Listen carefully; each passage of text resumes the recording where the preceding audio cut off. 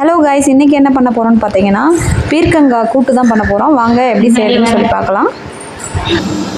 கொஞ்சமாக சிறுபருப்பும், அதாவது பாசிப்பருப்பும் அப்புறம் தோரம்பருப்பும் சேர்த்து எடுத்து வச்சுருக்கேன். கழுவி எடுத்து வச்சுருக்கேன். சின்ன வெங்காயம் கொஞ்சமாக போட்டுக்கலாம். கொஞ்சம் பூண்டு,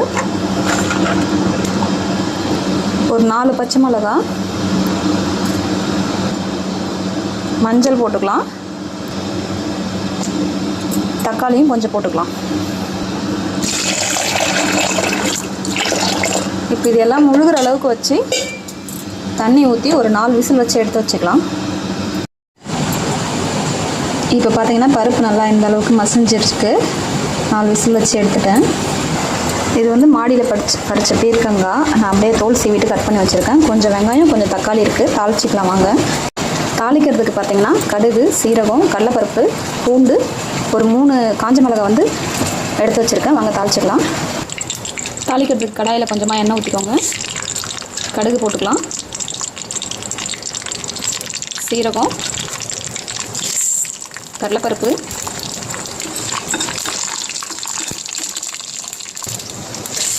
பூண்டு, காஞ்ச மிளகாய், பெருங்காயத்தூள் கொஞ்சமாக போட்டிருக்கேன். கருவேப்பிலை.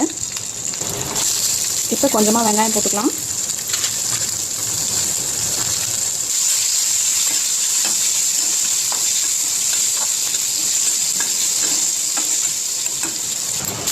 தக்காளி போட்டுக்கோங்க.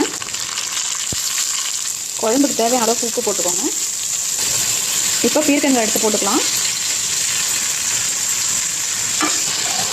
இந்த அளவுக்கு வதங்கிருக்கு. ரொம்ப வதங்க விட்டிங்கன்னா பீர்க்கங்காய் இருக்கிறதே தெரியாது, அந்த அளவுக்கு குழஞ்சிரும். ஸோ இப்போ எடுத்து பருப்பு தண்ணி எடுத்து ஊற்றிக்கலாம்.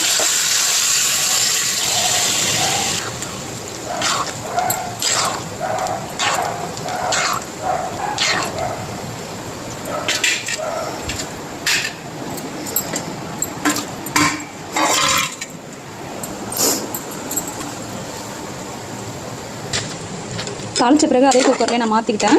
இப்போ 5 நிமிஷம் கொதிக்கட்டும்.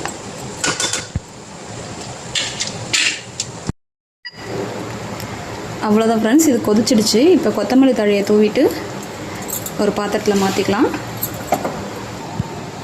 பீர்க்கங்காய் கூட்டு ரெடி ஆகிடுச்சு. இந்த வீடியோ உங்களுக்கு பிடிச்சிருந்தா லைக் பண்ணிக்கோங்க. மறக்காமல் நல்லா சமைக்கணும்னு நினைக்கிறவங்க ஃப்ரெண்ட்ஸுக்கு ஷேர் பண்ணுங்கள். பாய் பாய்.